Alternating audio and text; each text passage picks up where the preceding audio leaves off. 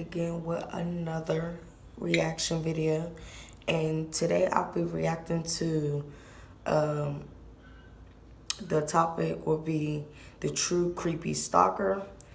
So I'll be doing videos on creepy stalkers and just creepy people in general, and people stalking people. So if you guys enjoy these type of videos, make sure that you like, subscribe, and leave a comment down below.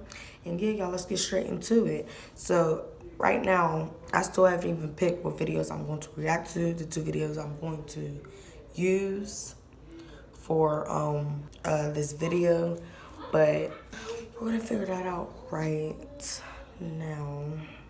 We're gonna do, I'm thinking about doing the creepy old lady stalker, because I'm trying to do the one with the most views, because those would be the good ones. So I think I'm gonna do the true creepy stalker horror story and a creepy old lady stalker. So yeah, y'all, let's get straight into the video. All right, y'all. When I was around 14 years old, I always went on the internet, and I had this app called Discord. After a while of having Discord, I met a boy named Luke. We started talking for a while, and one day he asked me what I looked like. Without thinking, I sent him a picture of me.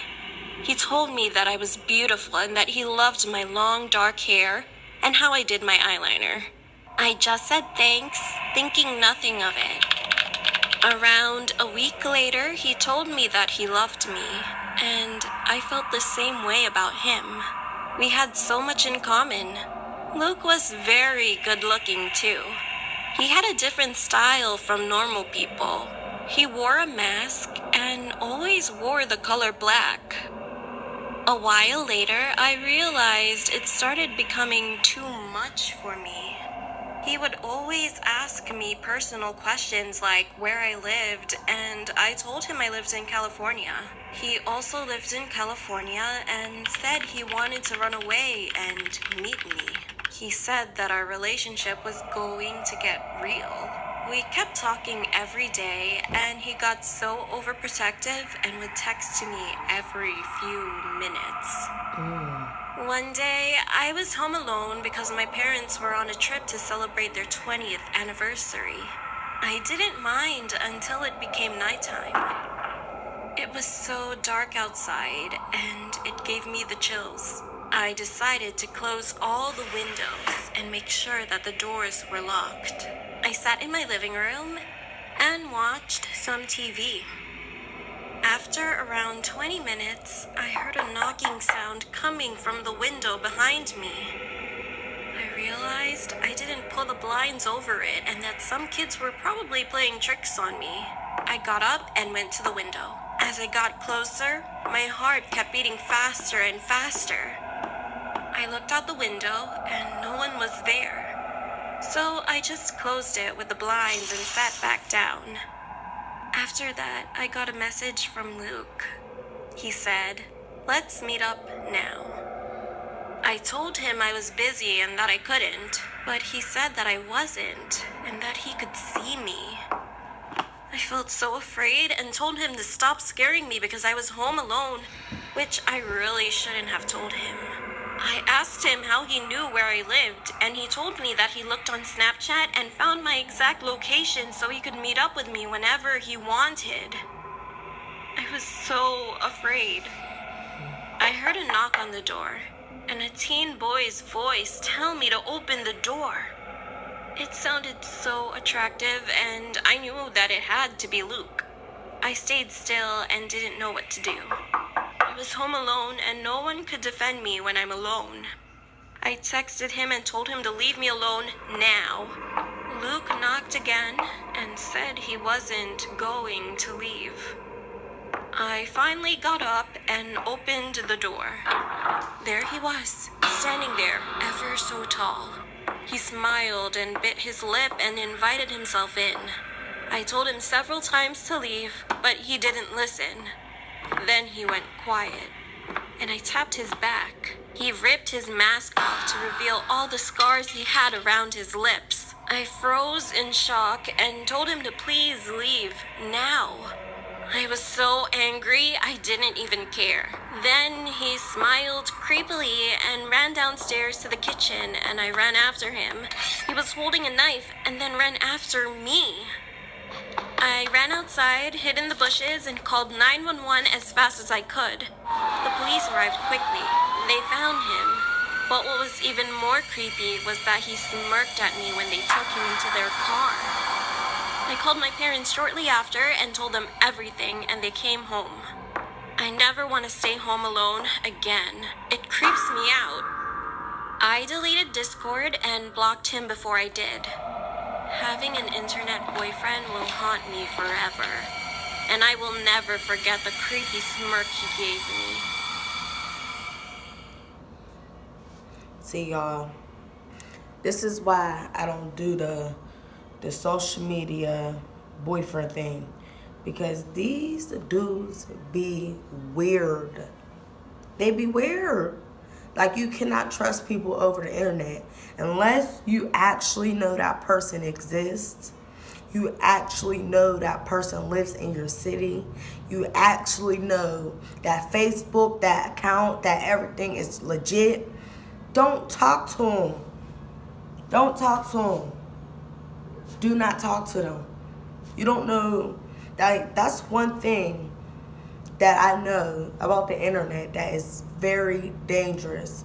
You just welcome people in with open arms because you think everybody on social media is who they say they are. But people lie. Y'all have to understand that. People lie. So you gotta be cautious of that type of stuff.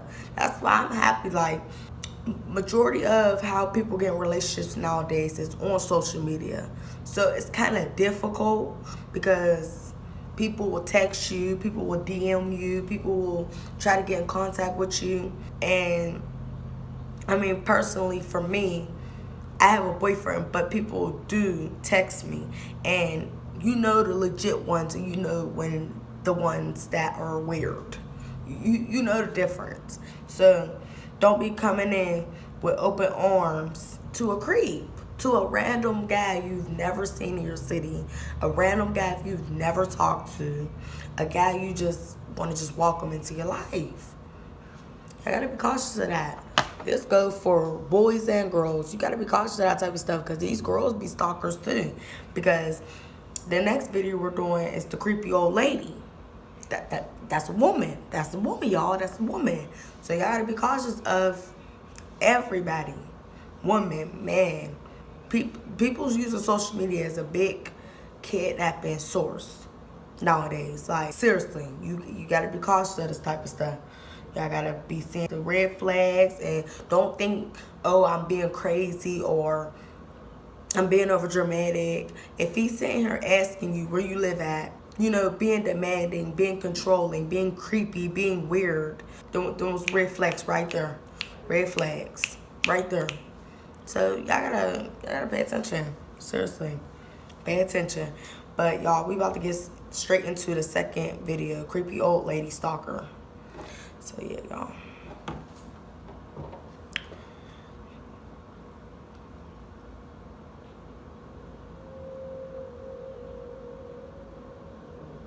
This happened a little. Okay, y'all. Let's get straight into it. This happened a little over 20 years ago. I was 10 years old and my sister was 6. We grew up in a small town, raised only by our hardworking mother. It started when school was nearly finished for the year. The nights were late because my sister was up all night crying about a witch. Anyway, my mother started receiving odd calls once in a while at work. I need one of your children. Mom figures it was some stupid prank and ignored it. But then she started receiving calls daily. Eventually, she was receiving a call most nights at our home. She reported it to the police, and they said whoever was calling was using random payphones. There wasn't much they could do about it. So she had both her work and home number changed. One night around 10 or so, there was a frantic knock on her door.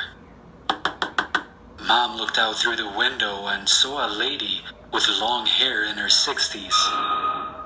Not knowing her, Mom went near the locked door and asked what she wanted. The lady asked if she could come inside because she was in a car accident. Mom said she would call the police for her and told her to wait outside. There was a pause. No, don't call the cops. Mom thought this was strange and started walking to the phone. Immediately again, a banging on the door. Mom ran to the phone and looked out the window to see the lady staring at her. She coldly said, Dorothy Margaret, I want one of your children. Dorothy Margaret, I want one of your children.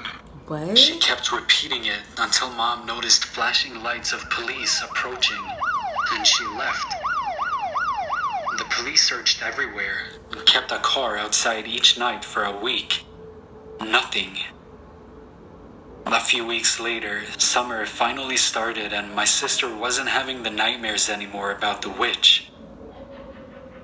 We were at one of my baseball games and my mother was talking to a teacher at my sister's school and telling her what happened. The teacher said, Oh, it sounds like your stepmother. Mom looked back confused and said she doesn't have a stepmother. The teacher's face turned white. A while ago, a lady in her 60s would come watch the children play at lunch. She said she was my mother's stepmom and liked to watch my sister at lunch. She reported it again to the police and they checked camera footage.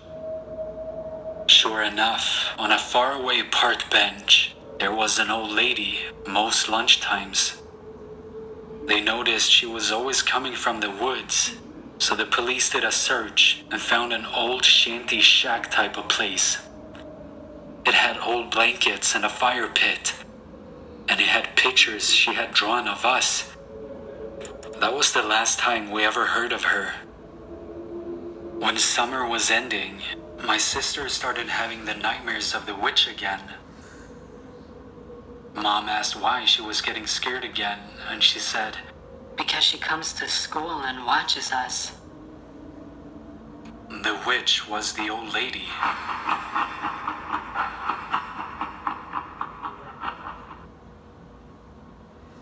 Y'all, this is wild. Now it goes on a rant on me talking about watch your kids. Like, y'all, I do these reactions all the time. I always say, watch your kids. When your kids tell you something's going on, they're not lying. Like, I don't understand. Like, I really believe when I become a parent one day, I'm dead serious going to believe everything my kid can say to me. Mom, my toe hurt. It feel like somebody stepped on my toe 40 times. I'm going to be like, well, who stepped on you for 40 times? And he going to go into detail about it. And I'm going to listen. I'm going to believe him. I don't care what it is. I don't care what it is. Believe your child. Your child don't be lying. If she's saying she have nightmares of a witch every time, why didn't you get that checked off? Why didn't you ask her questions like, okay, what does she look like? What is she doing to you? What's going on in the dream? Why aren't you asking these type of questions? You have to be cautious of that type of stuff. It just really creeps. You don't know who, watching your child. Especially if your child's young, a female, you know what I'm saying? Or even a male. You have to be cautious of those type of things. Because it was not just the little sister. It was the little boy, too, she was worried about. It was the little boy, too. So you got to be cautious on both sides. You got to watch your kids. You got to really pay attention to what your kids say, what they're dreaming about. Because dreams are powerful than people think. They're really powerful. So if they're dreaming about, constant nightmares, it's something within the reality that's bothering them. So Yeah, y'all gotta really pay attention to that type of stuff because I don't understand. It's men and women. It's men and women stalking kids, wanting kids. They're weird. You gotta be cautious of this type of stuff. But I hope y'all enjoyed this video. Make sure y'all like, subscribe, and leave a comment down below. And yeah, y'all, I'm out.